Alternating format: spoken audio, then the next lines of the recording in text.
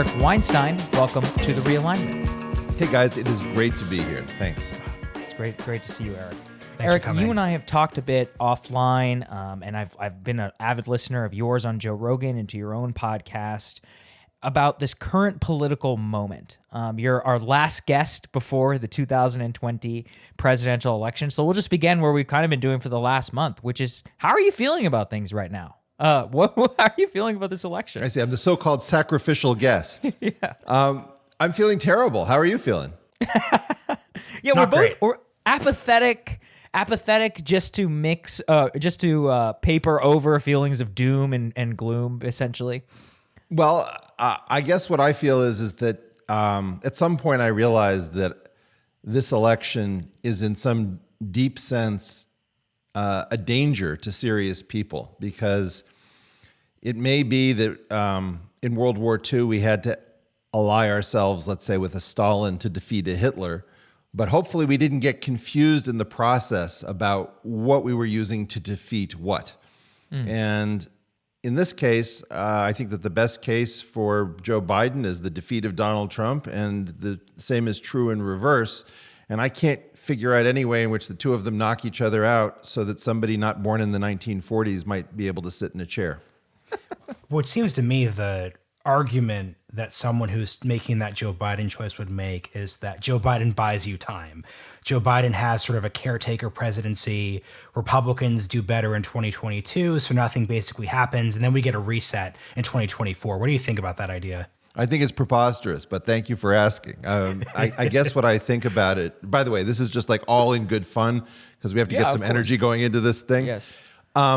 Yeah, but I think it's an interesting question. I think that one possibility is that Joe Biden is giving us a reset because he gives us an opportunity to transition out of this bizarre world that we've been in with Donald Trump for 4 years. And another level, you could say that Donald Trump buys us time because what he's doing is he's holding on, even as a bullshitter, to some notion of a previously rememberable America, whereas the Democrats are exploring some new territory where maybe the national anthem and the Constitution are passé. Maybe Martin Luther King is a racist. And depending upon what you see the greater threat as being, somebody who's obviously trolling the American left every day and doing it very effectively in order to cleave us apart, which is Donald Trump's particular patented thing where he lets off a tweet or says something that the left fills in as if they're doing connect the dots without the dots specified. So if you've ever looked at the night sky and had somebody say, there's Sagittarius, and you're saying, well, I'm not sure that I see Sagittarius. That's what Donald Trump's individual utterances do all the time. He gives the left things to connect. The left supplies the connections, and then the right points out that a lot of that was done inferentially. And every day we have a situation in which we're faced with a new version of the dress, where we don't know whether it's black and blue or white and gold. And those two things are very different threats to the United States. And the only way to get rid of one threat is to go with the other. That's our problem. It's a really interesting way to put it. And I guess it actually really depends on what your greatest enemy is. Because in a way, each affirmative case for each candidate is the negative against the other. One thing I think is overlaid on top of this, Eric, that you have talked a lot about is systematized corruption within both party systems.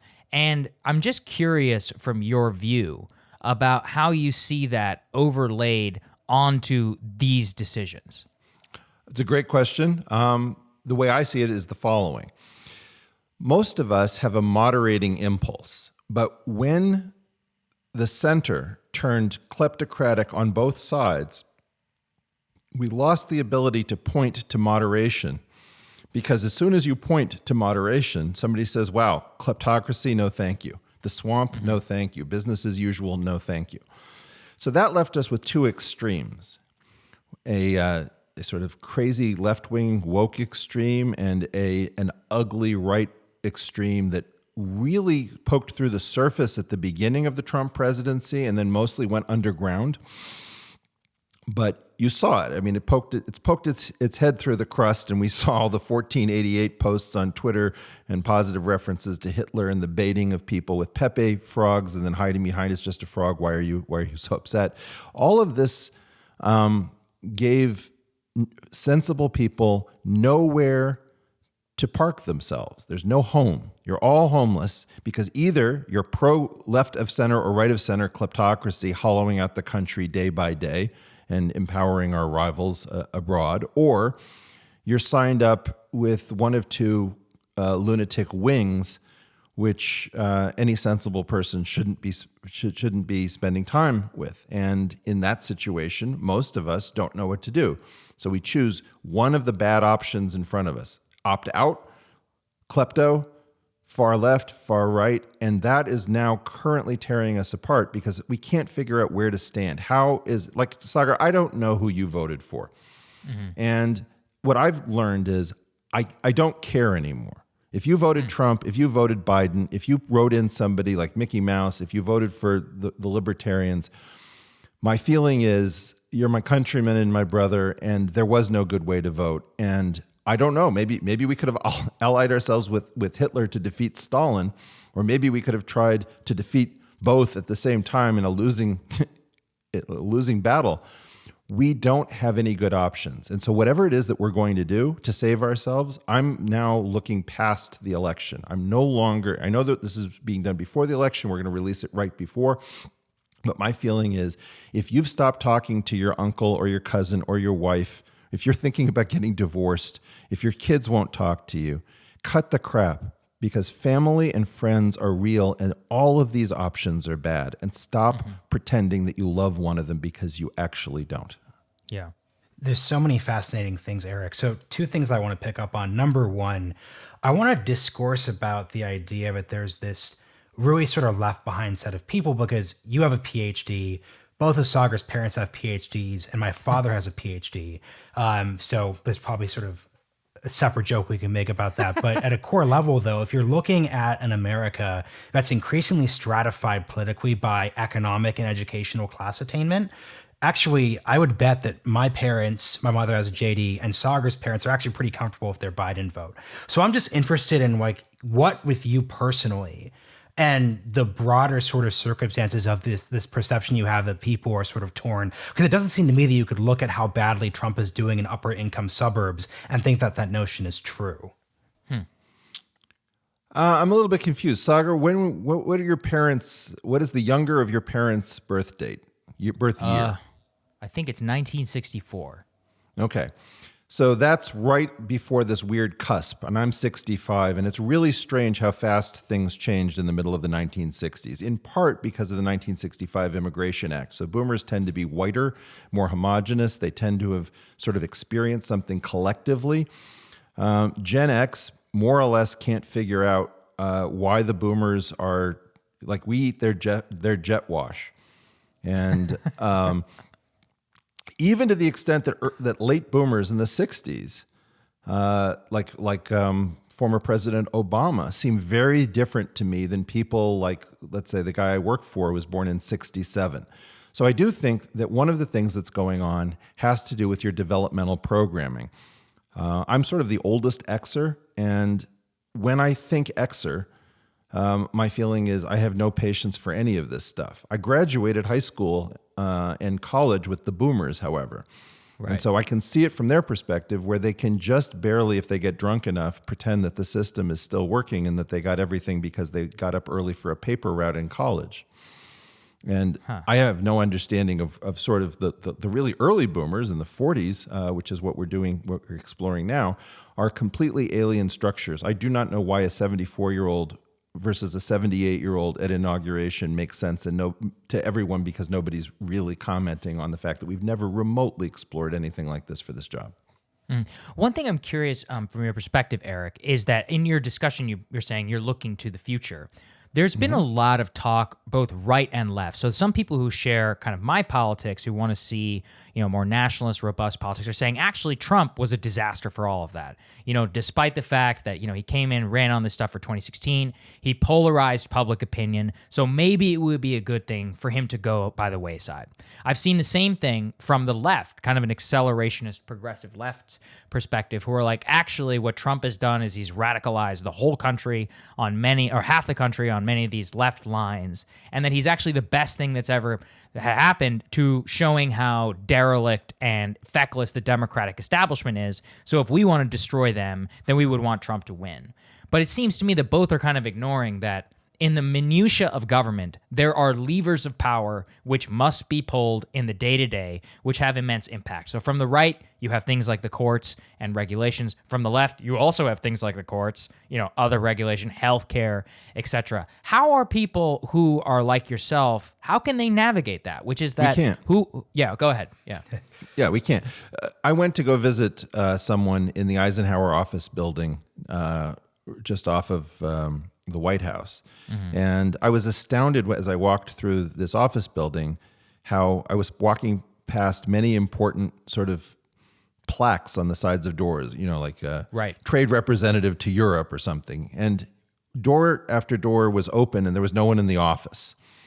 And I thought about this, that in some sense, you can't staff a Trumpian government because Trumpianism doesn't exist beyond Donald Trump. Nobody knows what this guy is going to do next. He's as I think Anna Khachian observed at the Red Scare podcast, he's a genius. He just doesn't happen to be a political genius. He's a performance artist. So we have a performance artist in the White House. Nobody can figure out how to coordinate with him. He sort of destroys everyone who attempts to build a team because he's working idiosyncratically to evade the immune system of the American left, which is entrenched particularly in media, in academia. And in that system, Donald Trump can't be as effective as he would be if there was something called Trumpianism, but he would never have snuck through the Republican Party primary system if he was anything other than completely weirdly unpredictable as a drunken boxer who everybody assumes is an idiot, but is in fact working at a higher level than most people at a performance art or political theater level. Okay. So that means that he's not very effective, which in some weird way could be good if you think he's going to do damage. But the problem that you brought up earlier, which I think is more interesting, is that he tinges a lot of, like you say, nationalist. Mm-hmm. I'm a patriot, and I don't think there's probably a hair's breadth of difference between what you're calling nationalism and what I'm calling patriotism, except you just stepped in a bear trap set by the left, which is that everything nationalist right, is it's Nazi, right? So, effectively, you're one of these South Asian Nazis, of course, that we've heard so much about in recent years. Yes. None of that makes any sense. The problem with Trump is that he tinges things with jingoism. And so, I'm a restrictionist. Now, the left has traditionally understood that employers try to use immigration to push out the supply curve, and without getting into issues about what the effect is on the demand curve, in their sector, when you push out the supply curve, the price of the product goes down, which is the wage. Right. Somehow the left brainwashed people as it became the right under the Clintons into thinking that immigration simply does good things, nothing negative, and that effectively the left sort of joined the Wall Street Journal, of all people, which proposed a constitutional amendment, there shall be open borders, famously. When Trump talks about immigration, he makes you kind of sick to your stomach and queasy because there's a part of it that doesn't feel very wholesome. We know those Mexicans, they're trying to sneak across. And then, he does this blurring thing where he's talking about some of the unpleasant people who are crawling across our southern border. And then there's a question, does he think it represents everybody? And then the left will, do what I said before. They'll fill in the details and they'll decide that, well, he's calling everybody a dirty rapist coming from Mexico. The right will say he said nothing of the kind. And then we have one of these kind of, it's like a time delay grenade to go off during your Thanksgiving dinner. And yes. I think that that's the thing that we need to guard against, because what I see him doing is that he'll say things in ways that are disgusting, that sometimes represent things that must be said, but everybody on the American left is too cowardly, feeble, and, I like this thing that you're saying that they're utterly without feck. I think that, the Democratic Party is completely lost when it comes to standing up for what the Democratic Party and the American left is supposed to be doing. And like you, I want a functioning right and a functioning left, so that we can trade off between them and have a balanced country. And instead we have is an insane left and a single idiosyncratic person who every day deranges the American dialogue. And I don't know that we can, if you've ever seen an MMA fight where you'll have somebody repeatedly kick somebody in one spot over and over again, like a leg kick. And over the fight, that injury builds up because they're only attacking one spot. Well, I think that that's part of the danger of a second Trump administration. Is we've been injuring this thing for 4 years. Do you want 8 years of exactly the same injury, or do you want to change and go down a different path, and we can go down a Biden injury or a Kamala Harris injury where maybe we bring back critical race theory and forget about the law of the excluded middle and just say dumb stuff in case it sounds attractive and allows the donor class in the Hamptons to get in the power structure they want while pretending to care about people who are brown and female. And, quite frankly, I don't want either injury, and I don't know how to get out of it, except at some point, the rest of us are going to have to say no mas, and we're going to need somebody who knows how to program a computer and doesn't remember exactly where they were when JFK was killed. So I actually want to get into defining terms here, because when you were pointing out that what Sagar calls nationalism, you could describe as patriotism, I actually strongly disagree, because everyone can be patriotic, but nationalism in the Trump era, and this goes to your point about does Trumpism mean anything? Nationalism actually refers to a sort of set of ideas. So I want to know what you think about those ideas. So for example, a nationalist would critique the American system pre-Trump as being too structured or a multilateral institution. So a nationalist would say that NATO is an institution that doesn't serve American interest. A nationalist would say that the World Trade Organization, the World Health Organization, the UN, etc., those are institutions that don't serve America's national interest. So you can be a patriot and believe the UN is a good thing. You could be a patriot and think that NATO expansion in the 1990s was a good idea. So I want to know what you think about that multilateralism critique, because I don't think that you would say that you agree with all of those sort of points from a sort of patriotic perspective. That's a good point. I'm not sure. That's an interesting, let's have a fight and see how it goes. Effectively, I think that you actually can't slither on your belly and do China's bidding. When China tells you to jump, you're not supposed to say how high. You're supposed to say, who the hell are you? And right. I feel very strongly that if you're going to participate in multinational agreements, which I think you have to in this world, or you have to give away the hardest won thing from World War II, which was the sort of America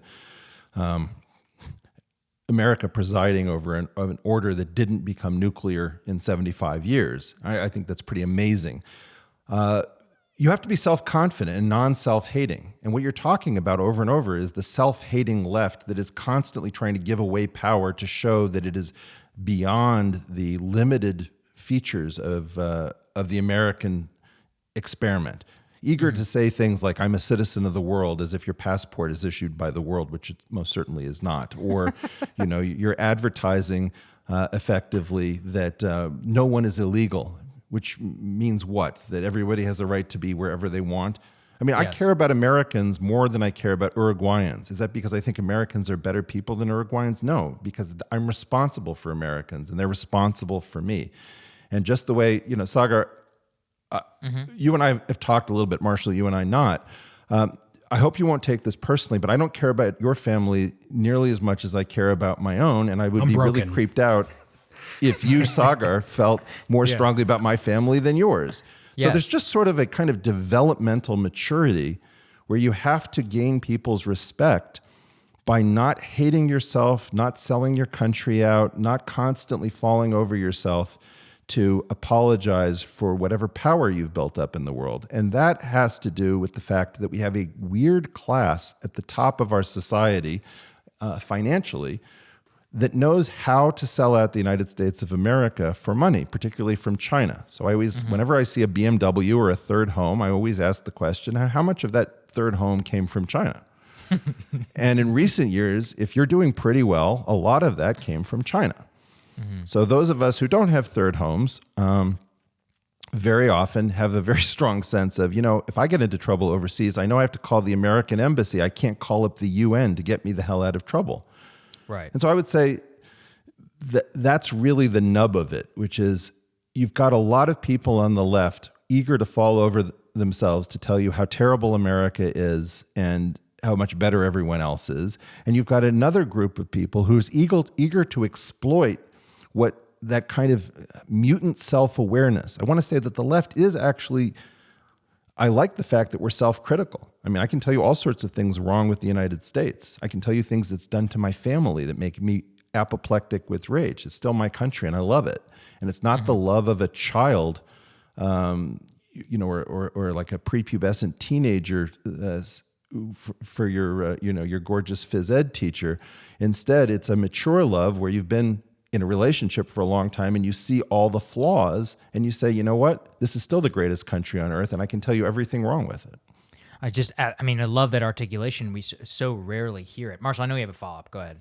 Yeah, so just quick follow-up on that. So let's set China aside for a second, because I think all of us share this sort of like realignment-centric critique of China. But let's sort of go back to your critique of people who sort of remember JFK's assassination, because forget the WTO and trade agreements. Think of NATO, right? So think of NATO. NATO is this institution that was set up during the height of the Cold War in the 1950s. None of us were alive when it was started. And that's an institution where this sort of left-right debate comes into play. Because for me, it's not that anyone who supports NATO hates America. And actually, like, NATO is a military institution. So for that, it's people who believe that the U.S. has a commitment to Europe, and that commitment has meant something for peace and stability for the first time in 500 years on the continent, obviously. But the critique that I have of that sort of NATO consensus is that it was tired. So in 2015, you had a bunch of people at DC think tanks who repeated, America is the defender of the liberal world order and blah, and blah, and blah. That didn't actually mean anything to anyone. So can you talk about sort of post-World War II institutions and sort of that failure there, separate from the idea that we're sort of selling things out? Because I think those are two different but important critiques. Well, I think that in 1992, we had an earthquake where we suddenly went from having a Democratic Party and a Republican Party to two Republican parties when Bill Clinton realized that we'd had 12 years of Republicans if he didn't do something different. Right. And he figured out the wrong reinvention of the Democratic Party by my standards, but judging by the fact that I think they're now a 9-figure family and I don't really know what they do for a living, he did something right by him. So he can hang out in Chappaqua, New York, which, by the way, is 92% white last time I checked. If I'm around 92% white people, I start to get hives, nothing personal, white people. I think that what Bill Clinton did was an abomination. And it had to do with wasting the period around the end of the Cold War to say, you know what? The real issue is that we're on an incredibly dangerous planet. We happen to have won something. We now have to consolidate structures and use the dividend and plow it back in to world stability and order in order to make sure that we have a future. And instead, what the baby boomers did was to figure out, how can we continue to become richer than our parents, given that we're not actually growing for underlying technological reasons other than in a few fields. And so what they did is that they figured out this sort of Davos idealism where they fly in to Switzerland to talk about the environment on their private planes and talk about philanthropy rather than taxes, and rape the rest of us for the rest of the year. And that fusing of we are the world idealism with what is your hand doing in my pocket looking for my wallet exactly was very popular as a boomer activity and a silent generation activity in the 90s and the 2000s, and particularly in the run-up to the financial crisis. And that's where we've been, is that we completely misspent the dividend from winning the Cold War on baby boomers, and I don't know why we did that. Yeah, it's interesting, Eric. A friend of mine, Julius Krein, he recently made this point that all periods of American history are essentially one-party rule. So you have, maybe from the post-New Deal era, basically you have FDR, who's New Deal, then Truman, more Square Deal. Then you have Eisenhower, who is technically a Republican, but declares peace on the New Deal. That New Deal era kind of dies with Jimmy Carter. Then Ronald Reagan ushers in Republican rule of 12 years. And Bill Clinton is like, well, I don't want 16 years of Republican rule, so I'll just become a Republican. But functionally, you get the same level of policy. So to me, the project of trying to make this country better is trying to change the one-party rule consensus. And you identified it as this kind of Davos elite globalism, a financialization, and a one worldism, which we've talked here about before on the podcast. How do we defeat that system? It references something I talked about before about systematized corruption, because the greatest corrupt institutions own everybody. They don't just own one party or the other. And that is kind of how I see things right now. And I try hard on my show and others to level critiques, but I got to be honest, I'm going up against hundreds of billions of dollars in capital, maybe trillions. So what do we do about it? Well, that's not your problem, Sagar. Yeah. Your problem is that you're right now independent. And right. Because you're independent, you can reach millions of people. You can reach more people. Have you ever seen how low some of the engagement numbers are for people who work at the New York Times? Nobody cares. Nobody wants it. Right?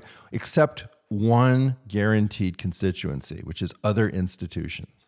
Yes. And in effect, if you work for an institution, you want to read the institutional report. I want to know what NPR said yesterday. And if they said that we're going to be attacked by flying pangolins jamming the electromagnetic spectrum, that would sound crazy to me. But it would mean that I could repeat it at work and not be fired.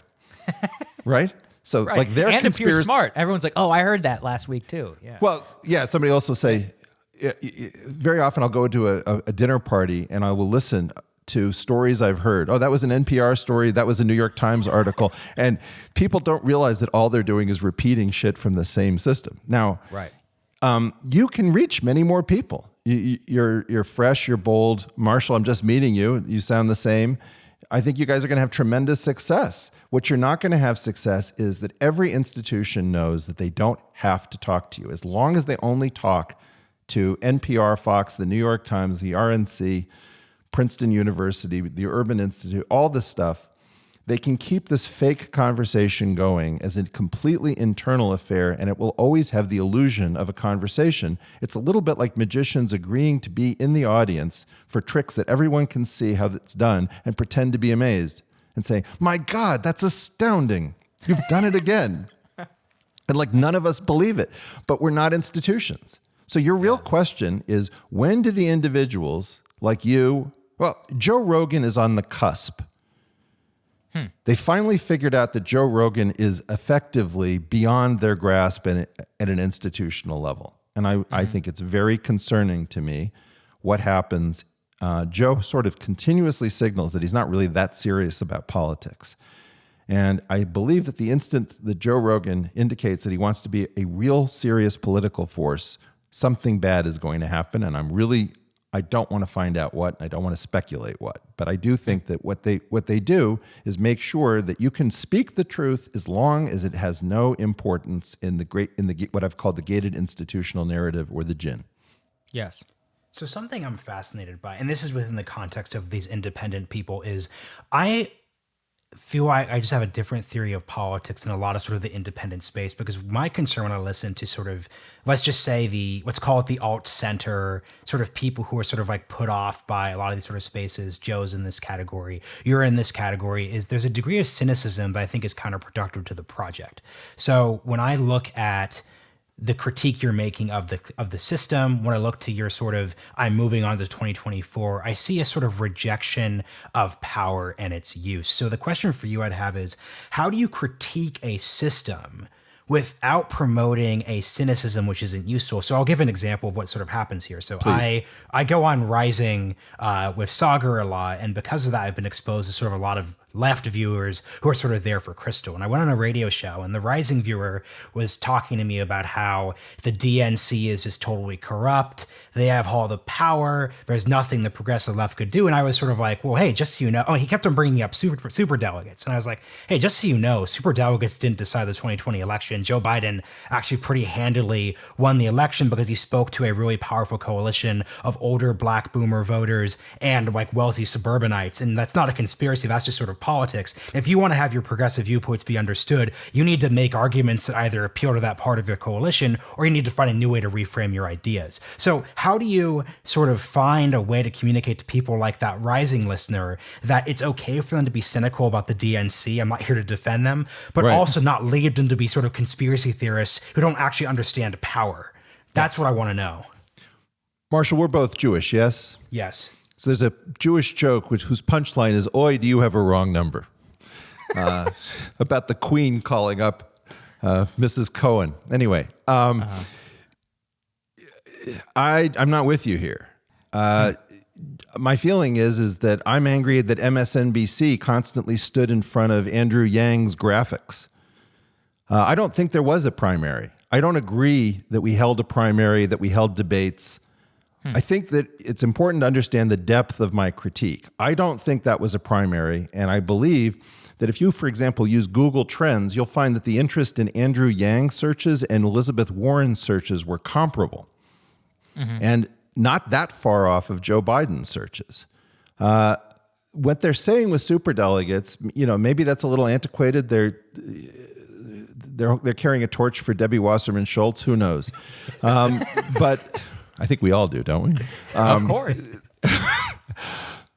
The problem is that I think that the Democratic Party has learned that it has to use a full court press to suppress new ideas in younger people. Remember that at the end of this election cycle, and I'll repeat this till I'm blue in the face, every major candidate, 5 for 5, I believe, was born in the 1940s. And previous to Donald Trump taking the oath at age 70, the oldest president at inauguration was Ronald Reagan at 69. This is completely insane. And to have no one commenting on it, you were left with who? Bloomberg, Warren, Biden, Sanders, and Trump? This is not an election.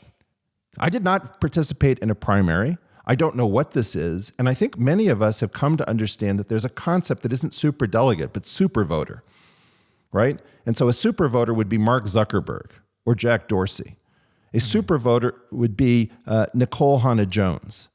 And whoever these people are, and whatever the rule is that goes out at MSNBC or CNN, which says leave this person off the graphic or post a wrong picture, constant trolling.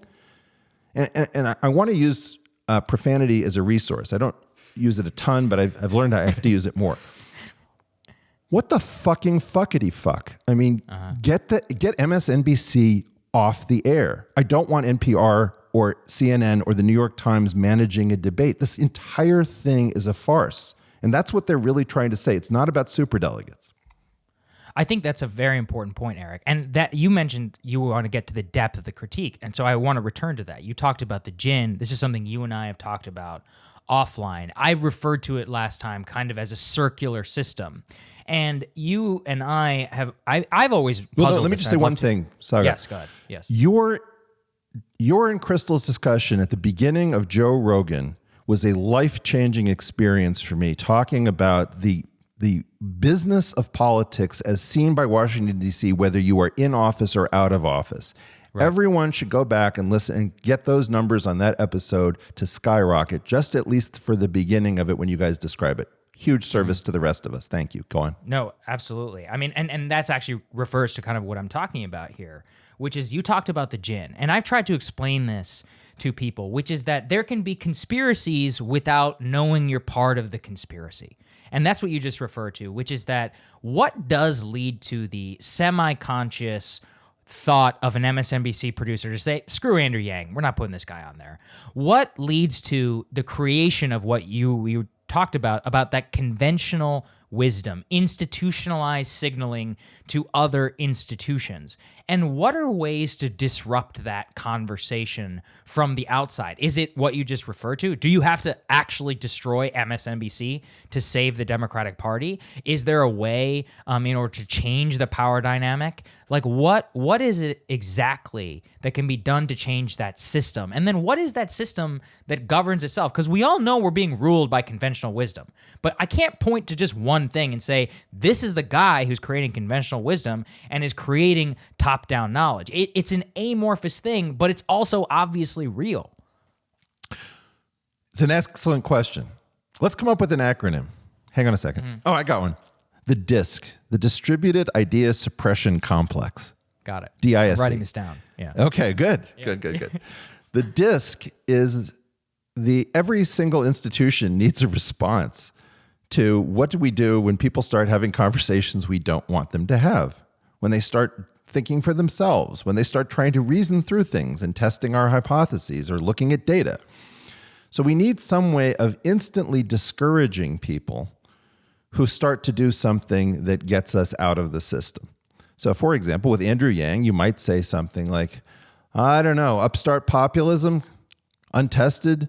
Quite honestly, I don't want to see this network invest its time and energy in yet one more Ross Perot or Ron Paul. So let's let the kiddies have their fun in the sun at the beginning, and then as the race goes on, and we've brought in more people, we can focus on the serious candidates. Mm-hmm. Well, you didn't really say stand in front of Andrew Yang when his graphic comes up, or make sure that Tulsi Gabbard gets almost no airtime. But you used a device that should be familiar for will no one rid me of this troublesome priest.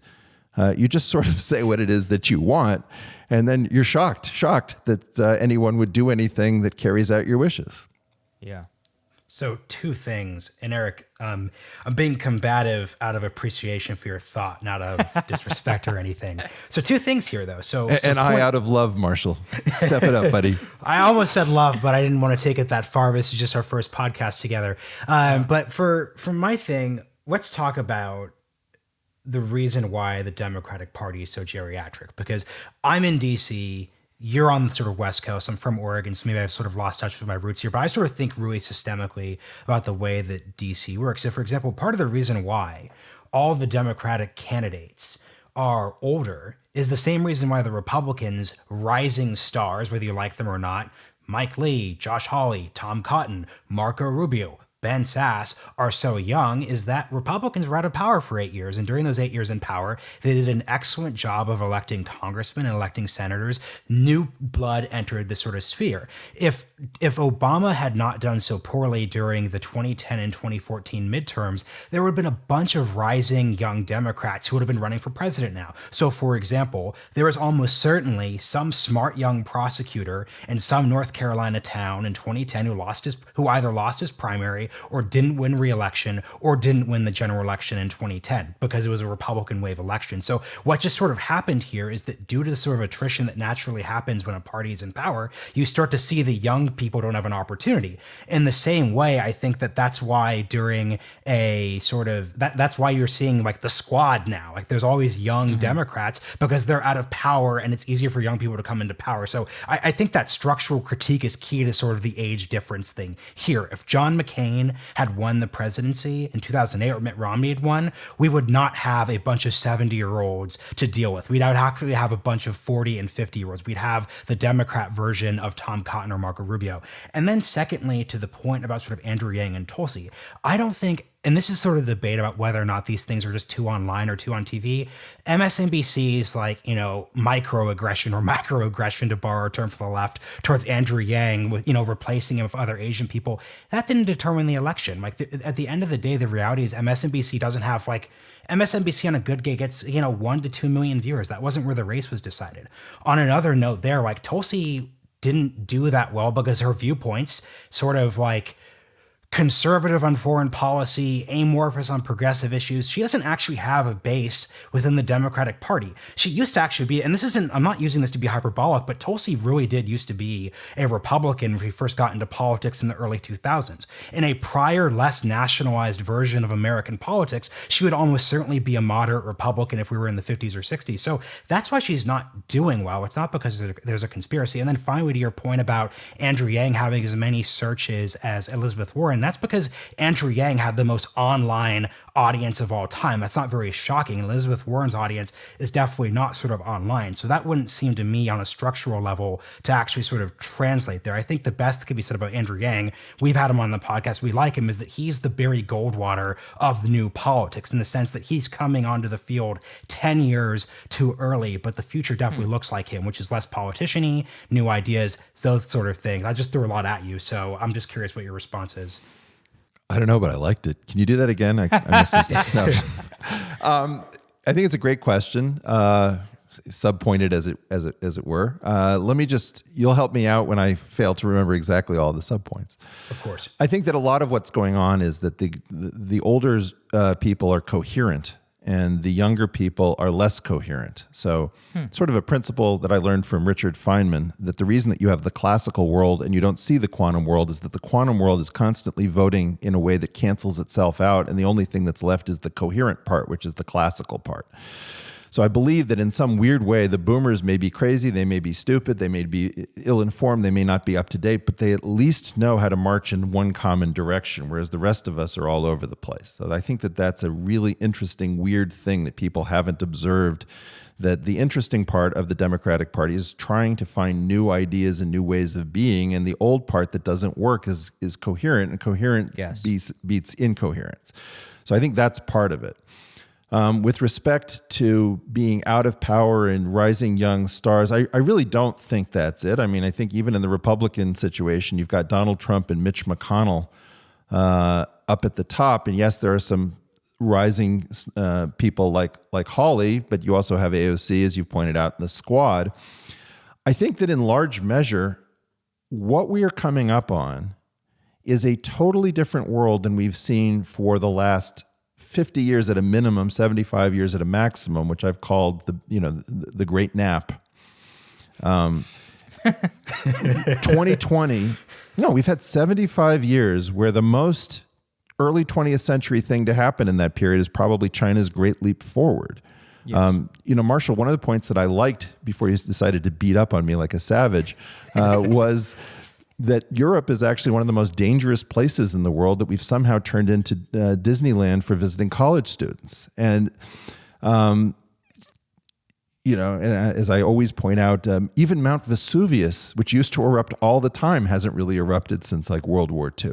We've been in an incredibly quiet period. And what you guys are talking about is the young people who are going to deal with the wild shitstorm headed our way, which the boomers and the silents have been very effective in deferring, much the way you defer a wildfire, and the amount of kindling builds up in the forest. So when this thing goes up, you're gonna be able to read at night for sure. We're talking about a complete dissolution of a world order that kept us relatively safe for 75 years. So whatever is coming is going to be effing spectacular. Witness 2020.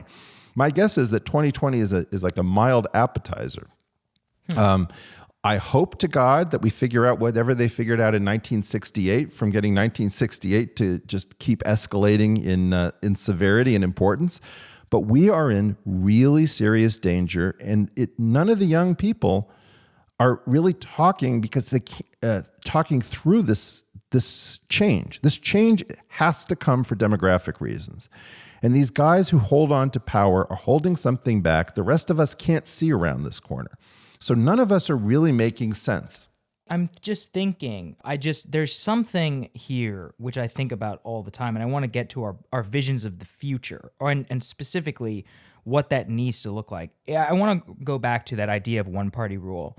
I've been very kind of inspired by the man that you work for, Peter Thiel's vision of the future, that we have too much innovation in the world of bits, not enough in the world of atoms. In Ross Douthat, who we've had on the podcast, about the age of decadence, that great nap absolutely is what refers to that age of decadence. And it seems to me that one of the reasons that that boomers and many others have such a hard time thinking of today, thinking and dissecting and understanding today's politics, is because we haven't lived in a moment like this since 1912, 13, maybe even 1933. I mean, there's little bits of pre-World War I, post-World War I, of the Great Depression, but all of it essentially.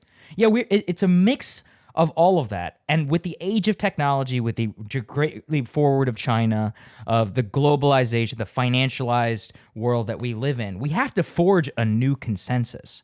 What do you think that new consensus should be for the United States? Trying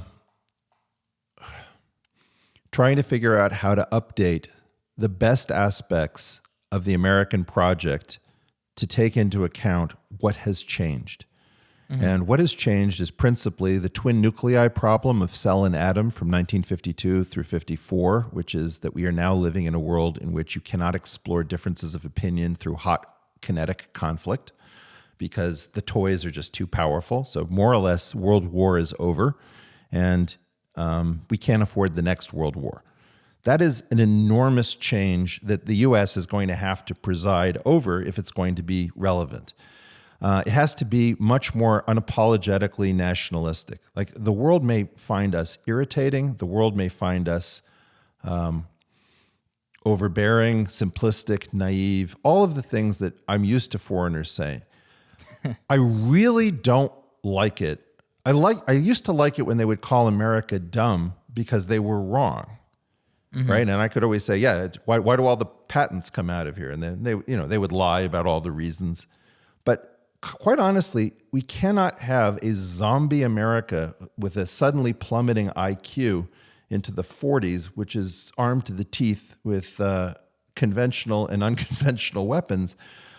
We have to take over the stability of this planet. And, this is the craziest thing, which nobody is going to like in your grown-up audience, but it's also true.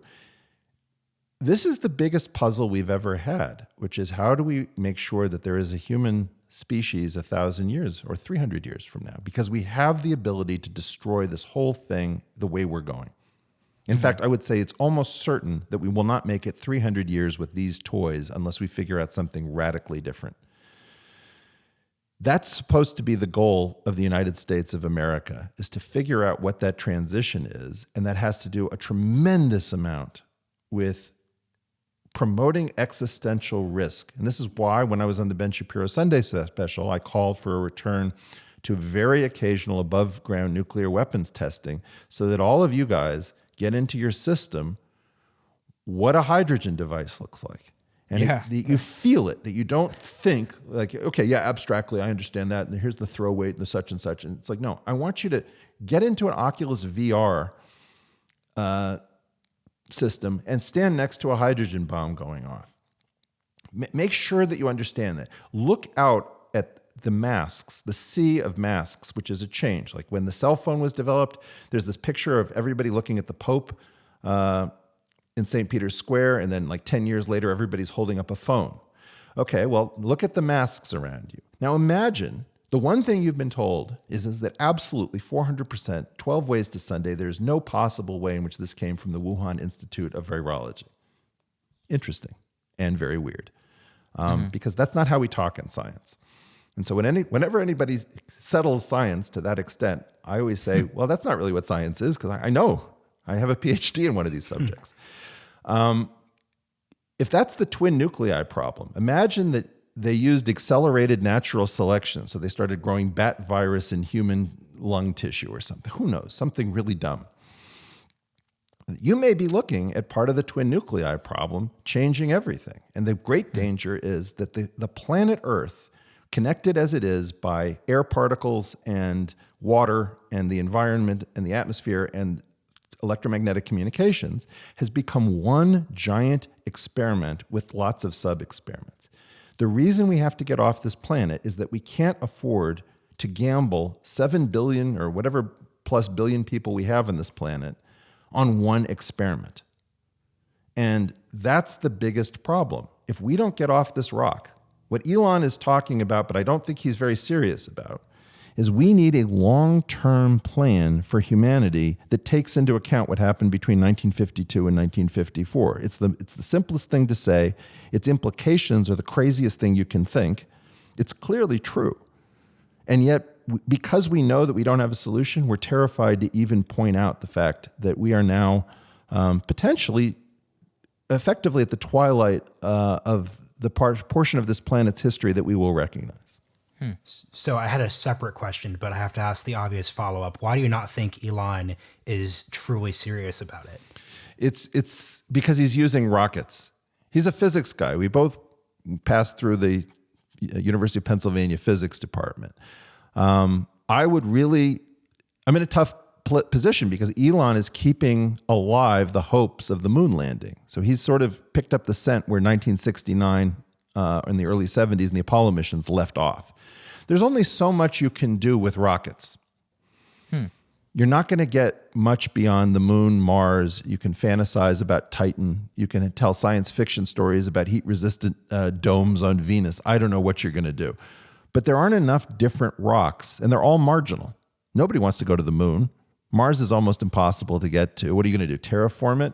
I mean, all of that sounds kind of, forgive me for saying so, kind of silly.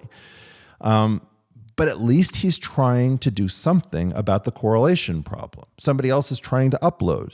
I know how complex the human brain is. I don't think we're anywhere close. I think, uploading is a total pipe dream. Every one of these things that you go down, this is the interesting thing about existential risks where we are. There is no branch of the decision tree that sounds like an adult authored it. Either we're all going to die, which sounds like oh my God, we're all going to die. Or we're going to get lucky for the next 10,000 years, which there's no way in hell. We're going to figure out how to control. We're going to have an anti-nuclear weapon that starts an implosion as soon as an explosion starts. Nobody's got a plan. The only thing we have a plan for is the big nap. And the big nap was a crowning achievement. 75 years with nothing much happening other than tens of million people dying in China and a few isolated incidents. It's not, that's not World War I, World War II, and the Spanish flu. That's something new. And I'm glad you took us to 1969 at the moon landing, because I wanted to ask you about 1968, because we spoke about this with your brother, Brett. When we're looking at sort of the state of the country and the sort of various cultural fights that we were discussing earlier, I just have the hardest time treating them existentially, as some people sort of do or imply they are. Because you look at what was happening in this country in 1968, it seems to me that, and obviously, sorry, I only read about this, but you had a war in Vietnam that resulted in 57,000 people dying. You had not just sort of BLM riots and sort of like the debate after sort of Freddie Gray's passing, but like you actually have the DNC turning into a literal urban war. You have bombings and actual like violence committed by the state. You have an FBI that was 10 trillion times more out of control than sort of the worst sort of like MAGA fears about James Comey. Yeah, right. Right. At least we knew publicly. That's more of it. We didn't know it until 71, but okay.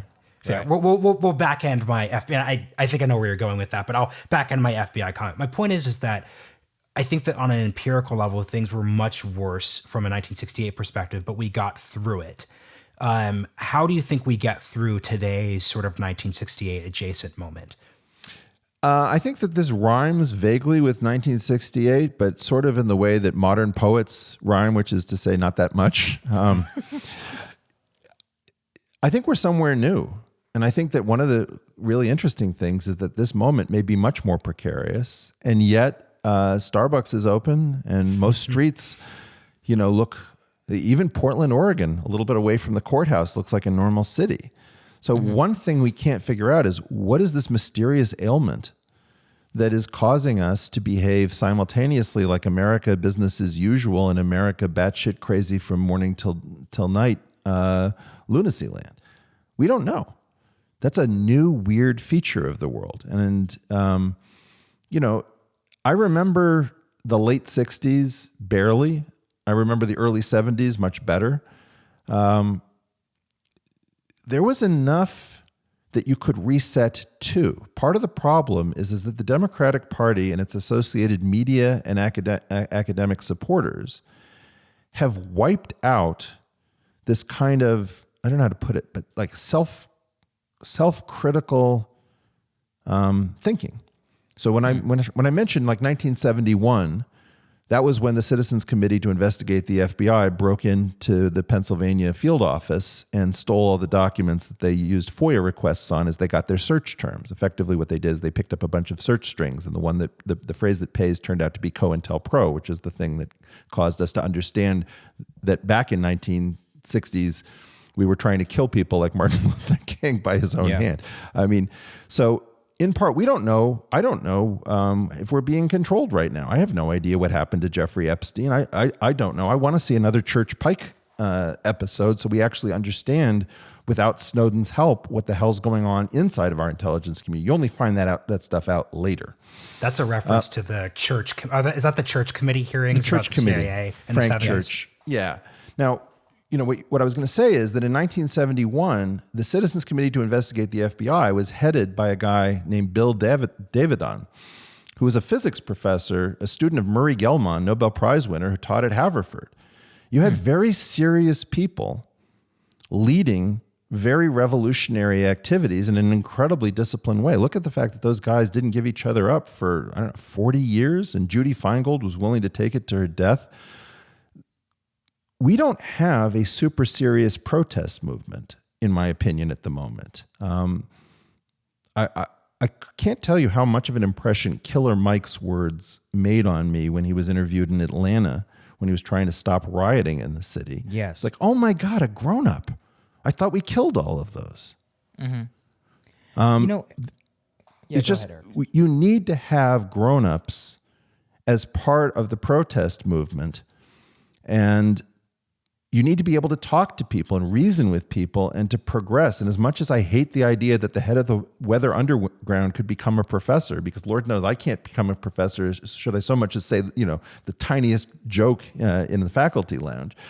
You can actually try to kill people and become a professor if you come from that previous time. It was still a connection between the revolution and normal life. You could absorb people back. My great fear is that the millennials, even more than Gen X, have been so screwed out of participating in their own society that they feel no basic connection at an important developmental point in their lives. They don't think this is their country. They don't think they're ever going to get any inheritance. They don't think that Social Security is going to work for them. They don't think they're ever going to be in power. And they're behaving exactly the way you would expect if your parents told you, hey, we've built an incredibly beautiful home. We've locked you out, but we've got beautiful windows so you can watch us enjoying everything that you have. And, there are always parents who make a joke about, we're really enjoying spending your inheritance.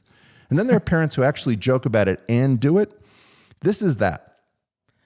Yeah, I actually completely agree, because it leads to that nihilism, which you see basically sweeping the country right now. And you add in Generation Z graduating into this economic depression, it gets worse. I want to end with this, which is that a discussion around what you refer to as super serious people. And you're completely right. And I've said here on the podcast, which is that people think, a lot of my commentary is against the current elite. And I'm like, I'm not inherently anti-elite. It's just our current elite sucks. Like, I look at our current elite. The current elite are not. Yes, they're not even elite. The only They're good not thing elite. all they're good at doing is offshoring, making money, and being comfortable. You're in our chairs. Yes. You're in our chairs. You need to get up. Yeah. Yeah. No, seriously. We're in an all-you-can-eat 24-hour buffet, and you've been sitting there for like 50 years. Yes. Joe Biden tells me, look, I just want to go completely crazy on this to give you an audio clip, okay?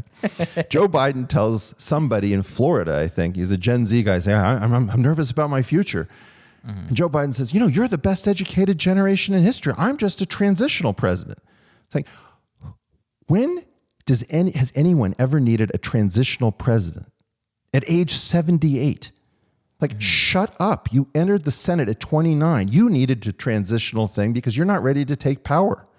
You, Donald Trump, you, Joe Biden, are not ready. Why are you telling people who've run companies, who've run successful scientific experiments, who can program a computer, that they need a transitional caretaker?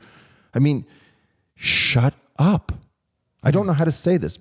Yeah, no, I mean, that's my question, though, Eric. You came up through some of our most elite institutions in the country. And you're talking also here about how our current elite is not even elite. That seems to me one of the more, all of our problems are They're terrified of the elite. From that. Well, so that's the question. How do we make the elite, or how do we replace the current elite with actual people who are elite, and then teach those elites how to be grown-ups, people like Killer Mike, people who have some sort of duty to their society, to their country, to their nation? Your heroes are all spattered in shit as flung by members of your press. So if you see somebody who you thought of as intelligent, kind, compassionate, and they're covered stem to stern in flung poop. That's your hero. Go wash that person off and give them some power. The so-called elite, who are not elite, are telling you who they fear. If somebody is Jewish and he's being called a Nazi, if somebody is clearly against racism and is being called a racist, if you have a guy whose first name is Yusuf and he's talking to you about the problems of Islamic terrorism, and he's being called an Islamophobe, that's the tell. They're telling you who you should listen to by telling you who you must not listen to under any circumstances, full stop, right? And so effectively, thank your elite from in their homes in the Hamptons or inside the Beltway or battling between the 02139 and 38 area codes. Tell those people thank you, because what they're doing is they're telling you who you should listen to. Whoever it is that makes sense is clearly coming from a position of decency that's labeled alt-right or lunatic left or whatever. Those are the people who you should be listening to. And I think that that's the sad truth, is we keep talking about the elite as if whoever sits down in an elite chair is the elite. And my feeling is you're confusing the chair for the human being, and it's time for these people to get up.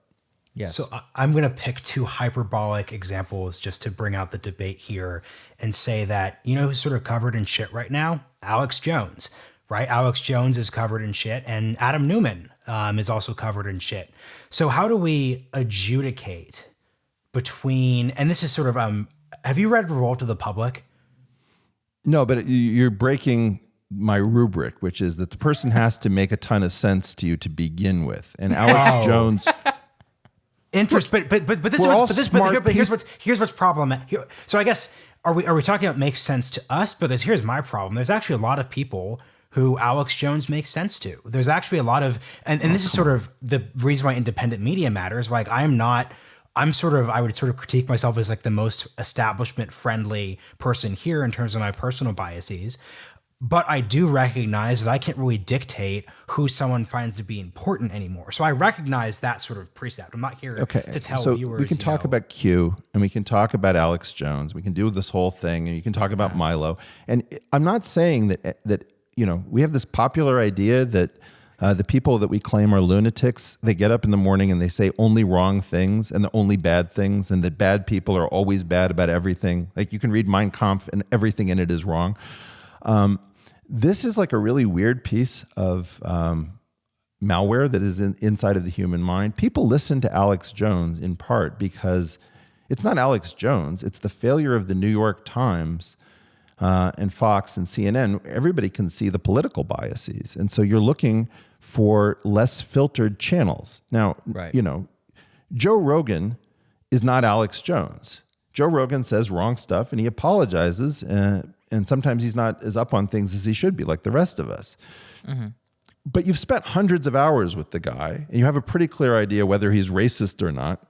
You have a pretty clear idea, that he's not wildly right-wing. And somebody's telling you, oh my God, he's incredibly right-wing. Well, that's something you can verify, right? If you can continuously verify that somebody like Noam Chomsky or Steven Pinker or PJ O'Rourke or whatever, that they compile.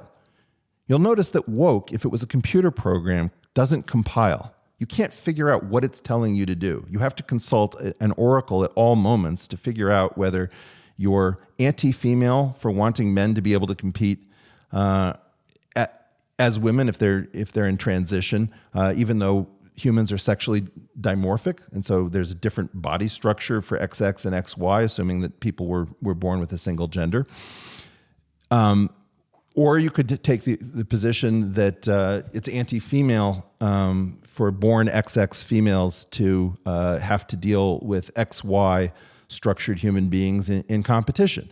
I don't know which is the operative principle. That's why you have like the transphobe versus trans-excluding radical feminism, and who knows what to call it. All of this stuff is nonsense. You have to be able to find a kind of integrity intellectually where people are willing to admit things. I really want Donald Trump not to be the president of the United States. I can admit that he's done lots of good things. I can also ask, has he done lots of bad things? When somebody shows balance and they're struggling in front of you and they're willing to correct themselves, it has a kind of a feel. There's a grit. There's a kind of, I don't know, an ineffable quality of saying, you know, maybe I don't agree with you and maybe you're not always truthful, but by and large, I can track you. The average person who's sitting inside of the commentariat doesn't make any sense. They can't be tracked. If you recall that thing where when Bloomberg was spending hand over fist, they decided that everyone could get $1 million or something if they spent the money differently. They're not even looking at the math. They're not thinking. The thing that I'm talking about is people with a certain kind of grit, humor, self-confidence. And I can tell you that, you know, a friend of mine, Ben Shapiro, yes, he's got a persona in front of the camera. He's much closer to a person who I think combines left and right in his brain. But when he's on his show is a conservative show. He's giving a conservative product. I can tell you that all of these people are showing you who they are. You don't need to go into Alex Jones territory. It's enough to know that Ben Shapiro is being called a Nazi or that Sam Harris is being called an Islamophobe to let you know, okay, I don't think that exactly captures what's going on because it doesn't make any effing sense. I think that's a very good way to parse what we're talking about there, also within the labels, and then how we can think about people within the labels themselves. Eric, unfortunately, I wish we could talk to you for hours, sir, but we really appreciate you joining us for this discussion. It's just been absolutely excellent, and I think it will put people in a good frame of mind to whatever happens. Whatever happens, the thing. Let me just send one message to all of us. I don't think there was a good way of voting in this election. Whatever you voted, I think I looked down on it. And because I looked down on all of the different ways of voting and non-voting, I have a plea. Go to somebody who voted differently than you do and let them know that you love them, they're your countrymen, and that this is democracy. And whether we get the wrong decision of Biden, the wrong decision of Trump, or some completely unforeseen thing, which I worry is going to be the dime landing on its side, we've got to stop tearing each other apart because there isn't enough optionality here to express yourself. So everybody is expressing themselves. Try to imagine that you gave Shakespeare the ability only to say a 4-letter word and to sum up his entire thoughts about being a human being on this planet. This election is not affording you the opportunity to express yourself. Given that you've failed to express yourself, a little bit of kindness towards your fellow American citizen who also failed to express her or himself goes a long way. Let's be charitable, let's be kind, and let's come back together when we come up with the wrong result in a short period of time. Couldn't agree more with that message. Thank you so much, Eric. We really appreciate it. Thank you, guys. Marshall, really enjoyed meeting you. Sagar, good to be with you as always. Good to see you, Eric. Thanks, Eric.